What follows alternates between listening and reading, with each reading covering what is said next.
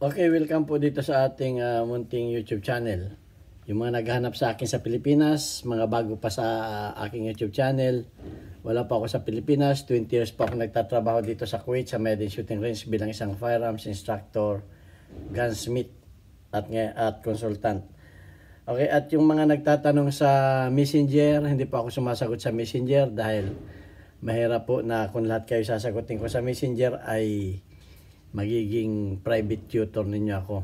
Mas maganda po dito kayo magtanong sa YouTube para magawa natin ang videos. Okay, at bago po ako bumati at magpasalamat ay may ano lang dito, may kahilingan lang si Marijo Piano. Okay, ang sabi ni Marijo Piano ay, Tay Elmer, review din po kayo ng Norinco 1911 kung gaano po siya kaganda at katibay. Ayan, dahil ito ay request, ito ay ating re-reactionan. Okay, at bago ako bumati at magpasalamat ay pinapaalaala ko lamang na tayo po ay 38,500 plus na mga subscribers.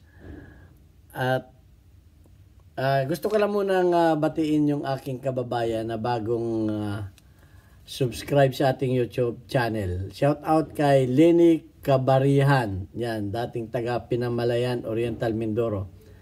At kabarangay ko pa. Okay. Yan. Okay, at maraming salamat sa mga silent viewers natin na patuloy na sumusuporta sa atin at lalo tigit yung mga hindi nag-skip ng ads. Dahil po tayo ay isang charity vlogger, kaya tayo dito ay may GCash number. Tayo po ay may 6 na estudyante na tinutulungan, anak ng mga single parent, na ang kinikita natin sa YouTube channel ay para sa kanila. Kaya maraming salamat sa inyo. Bagaman na kulang pa yung kita natin sa YouTube, may mga buting puso naman na nag-sponsor. Shout out kay Alfredo Isidro Ordesipay ng Las Piñas, kay Architect Arnel Salvador ng Kuwait, kay Jubel Platon, Buy Umay ng Riyadh, Saudi Arabia, kay Umbit ng Kia Motors Kuwait, kay Anthony Evangelista ng Pasay, at kay Conrado Ilailio at Junar Diaz. Merong ayaw magpakilala, tawagin na lamang nating Mr. Adrian A. Ayan. So sasagutin na natin yung katanungan about sa Norinco. Okay, tayo po dito sa Kuwait ay walang Norinco. Pero may bilang isang bilang isang gunsmith, ako ay may karanasan na rin sa Norinco dahil mura nga yan, made in China, at kumbaga ay budget meal. Kaya marami ang bumibili ng Norinco. Okay, at sa aking experience doon sa mga minoring ko, huwag kayo ma-open kung minoring ko kayo o ano man ang firearms ninyo, hindi po tayo dapat pintasan natin kung ano yung kung mas maganda man yung baril natin. Okay, magsasabi lamang ako ng aking karanasan. Karanasan ko ito. Kaya nga pag may nagko-comment sa akin na mga may karanasan, ay wini-welcome natin. Hindi natin kahit pa yun ay kumukontra doon sa aking itinuro, ay karanasan niya yun eh. Wala akong magagawa, yun ang naranasan niya eh. So, wala tayong magagawa doon sa mga ganong karanasan. Kaya nga, pinapauna ko na, disclaimer, huwag kayong ma-open kung may sabihin akong hindi maganda, at may sasabihin din naman akong maganda.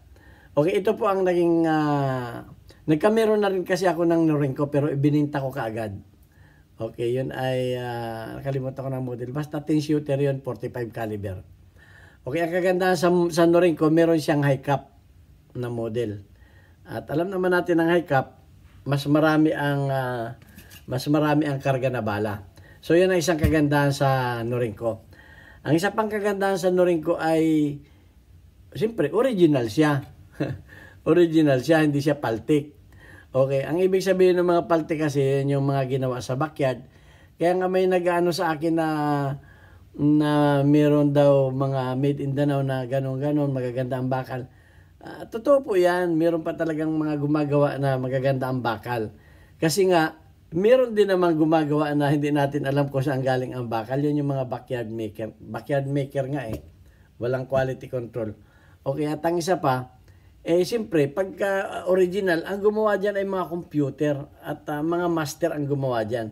Kaya, masasabi ko na maganda ang Norinco. Sa finish, maganda. Pwede mong itapat sa mga ibang brand. Okay? Maganda talaga ang Norinco.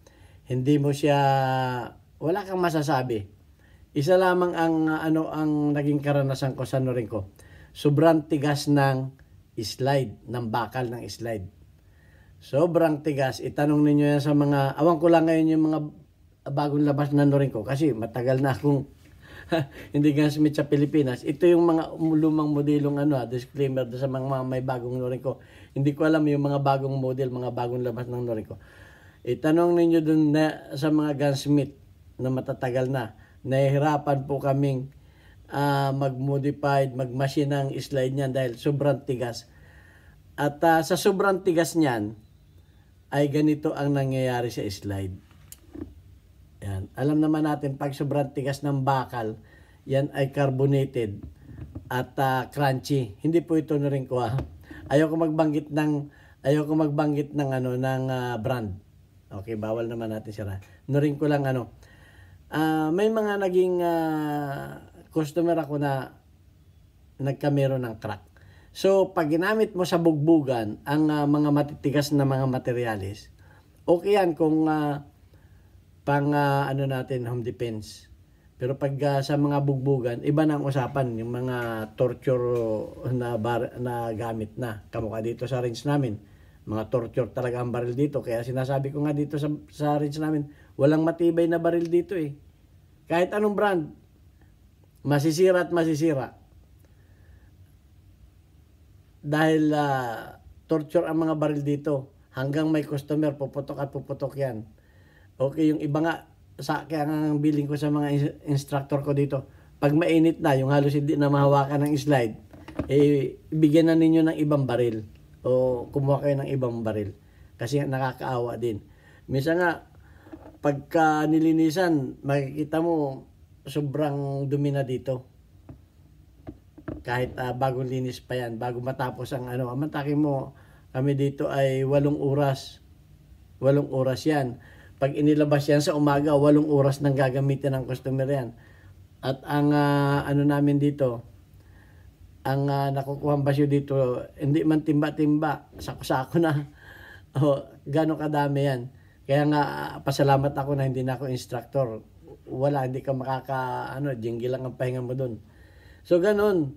Pag ang baril mo ay yung talagang ginamit mo sa torturan, ay masisira at masisira. Kaya nga yung pag sa tibay, ay ang bakal na sobrang tigas, nagkakrak. Sobrang tibay. Yun lang ang makikita kong sa Norinco dahil pinaano ninyo sa akin, hinihingi mo yung aking experience. Yun lang. Kahit magtanong kayo sa ibang mga gunsmith, yun din ang masasabi niyan. Matigas ang slide niyan. Matigas ang bakal ng Norinco. Sobrang tigas. Kaya nga, wala naman ako masasabi sa performance niyan. Basta yan ay nasa tune up, okay naman. Wala nga lang kami ditong may pakitang wala ko ditong may pakitang wala akong mapakita ditong Norinco kasi wala naman akong Norinco dito. Dahil nga wala kaming made in China. Yun ang masasabi ko sa Norinco. Maganda siya, high capacity. Kung ano ang performance ng mga 1911, basta yan ay naka-tune up at okay yung mga bala mo, wala namang problema dyan. So ayan lang ang masasabi ko tungkol sa Norinco. Wala nang iba kundi yun lang. At kung meron pa kayong ibang karanasan about sa brand na yan, ipaano mo, i-comment ninyo. Wala naman tayong problema kung ano ninyo dyan. Karanasan ninyo o inyong experience dyan. Basta nagagandahan din ako sa Norinco. Nagkamero na rin ako niyan. Magandang ipotok. Maganda rin yung isa sa original din kasi. Sa akin naman basta original, walang masamang tinapay. At basta marunong kayo mag-alaga at kayo ay responsible gun owner, walang problema sa atin. Okay, may nag-comment nga sa akin na kahit mga 380, mga mababang na mga pang-concealed, walang problema. Sa akin lang, siyempre kanya-kanya tayo ng gusto. 45 ang gusto ko. Kung yun ang gusto niya, wala namang problema yun. Talagang ang tao talaga. Kaya nga maraming baril dahil ang tao kanya-kanya talaga ng gusto. Hindi tayo po pwedeng pare-pareho lang ang gusto. Although meron akong paborito talagang baril. Okay. So ayan lang ang masasabi ko. At please comment kayo para sa at ito pa isa. Kaya yung